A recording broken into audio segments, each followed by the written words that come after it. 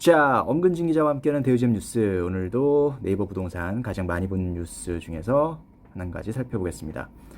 자, 지금 주간 가장 많이 본 뉴스 보니까 1위에 양도세 출구 열어줬지만 강남 3구 그래도 매매보다 증여라는 제목의 기사가 하나 있습니다. 어떤 내용인지 한번 살펴보겠습니다. 자, 양도세 출구 열어줬지만 강남 3구 그래도 매매보다 증여라는 제목입니다. 강남 3구의 집합건물 증여건이 3월에 302건이 있는데 전월 대비해서 10.6% 늘어난 수치라고 하고요. 이 양도세 중과 유예의 부담부 증여 절세법으로 활용되고 있다고 합니다. 특히나 6월 1일에 과세 기준일을 앞두고 5월에 증여 건수가 더 늘어날 것이다. 이런 전망까지 나오고 있는 상황인 것 같은데요. 내용을 자세하게 살펴보겠습니다. 자, 뉴시스 기사네요. 올해 들어 강남 3구를 중심으로 증여 건수가 지속해서 늘어나는 추세다. 근거는 법원 등기정보광장에 따르면 서울에서 지난달 집합건물 소유권 이전 등기 증여 신청건은 1138건이었다고 합니다.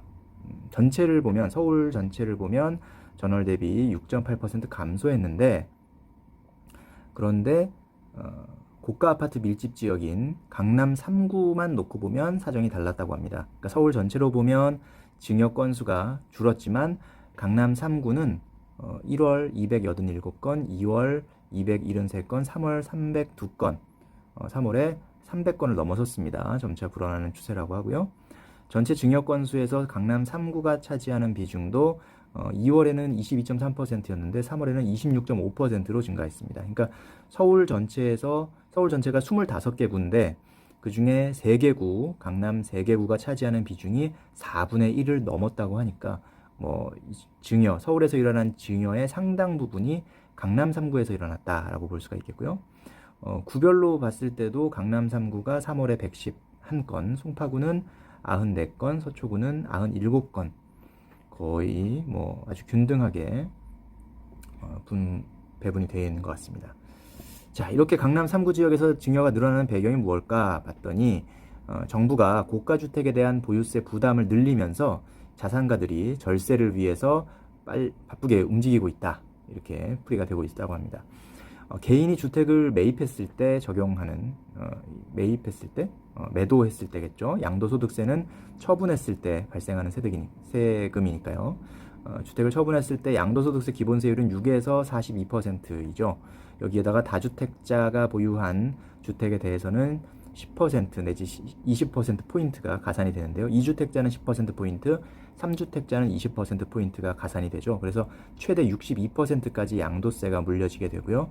여기에다가 지방소득세까지 계산을 하면 10% 정도의 지방소득세가 붙으니까 그러면 68%가 사실 최대가 되는 거죠. 68.2%가 어마어마한 숫자죠. 네.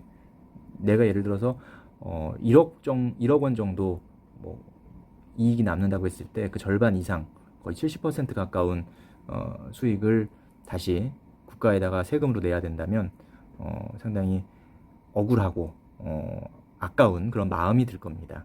네. 일단은 정부는 오는 6월 말까지는 한시적으로 10년 이상 보유한 주택에 한해서 양도세 유예 중과를 선언한 상태고요.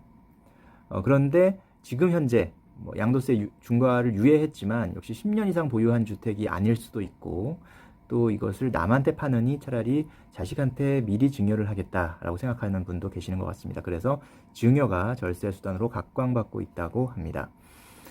특히 세대 분리한 자녀에게 전세보증금 같은 채무를 함께 넘기는 부담부 증여를 하는 경우가 많은데 이렇게 되면 증여 부분은 이제 증여세를 내고 채무 부분은 양도소득세를 내게 되거든요. 그런데 양도세 중과 유예 때문에 어쨌든 양도소득세 부분은 이제 조금 줄어들게 되고요. 기존보다. 그리고 증여세만 이제 부담하면 되니까요. 거기다가 이 재산세 과세 그냥 보유하고 있으면 재산세를 내고 그 공시 가격이 일정 수준을 넘어가면 종합부동산세를 내야 되는데 강남 3구는 아무래도 고가 아파트가 많으니까 종합부동산세에 해당하는 아파트들이 많을 것이고 그 기준이 6월 1일입니다. 6월 1일 재산세 과세 기준일을 앞두고 종부세를 줄이기 위한 증여가 더 활발해질 가능성이 높다. 예를 들어서 뭐 부모한테 이렇게 많은 주택이 몰려 있다. 그러면 이 부모 입장에서는 종부세를 많이 내야 되지 않겠습니까? 그런데 6월 1일 전에 자녀한테 예를 들어서 이렇게 뭐 자녀가 2명이 있는데 각각 한 채씩 물려줬다. 증여를 했다. 그러면 어쨌든 부모가 총 보유하고 있는 그 주택의 공시가격 합계액도 줄어들 것이기 때문에 종부세 대상에서 제외될 수도 있고 어쨌든 종부세액 자체가 줄어들 수 있다는 거죠. 그렇기 때문에 이제 6월 1일 과세 기준일을 앞두고 아마 더 활발해질 것이다 라는 전망이 나오고 있습니다. 우병탁 신한은행 부동산투자자문센터 팀장은 증여를 과감하게 실행하는 분도 있지만 최근 집값이 하락하고 있는 상황에서 세금 부담을 줄이기 위해 현재 조금 그 시기, 타이밍을 재고 있는 분도 많은 것 같다면서 오는 5월 말이 피크가 될 것이라고 전망을 하고 있다고 합니다. 자, 이렇게 해서 최근에 강남 3구에서 증여가 늘어나는 현상을 살펴봤고 왜 그랬을까를 살펴봤더니 이런 이유가 있군요. 네.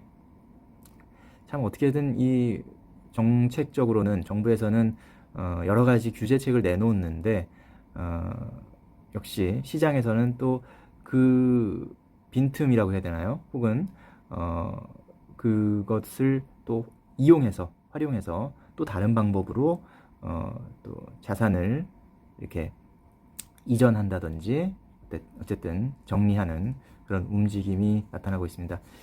정부의 뜻대로만 시장이 움직여준다면 참 정부도 편할 텐데 정책을 쓰기가 그렇지 않다 보니까 정부도 계속해서 복잡한 그런 정책들을 내게 되고 그러다 보면 소비자들은 더 헷갈리고 어렵고 그렇게 해서 또 전문가들이 결국은 또 그 시장에서의 영향력이 더 커지는 그런 상황이 연출되는 건 아닌가라는 생각도 들게 됩니다.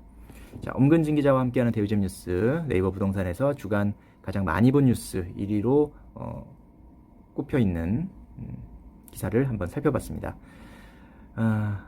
부동산 이야기 최근에는 뭐 주식시장 때문에 조금 주춤하긴 합니다만 그래도 관심 있게 계속해서 시장을 지켜보시고 본인의 어떤 자산에 대해서도 어떻게 굴리면 좋을지 한번 계속해서 많은 고민을 하실 때라고 생각합니다. 엄근진 기자와 함께한 대우집 뉴스 오늘은 여기서 마치겠습니다. 감사합니다.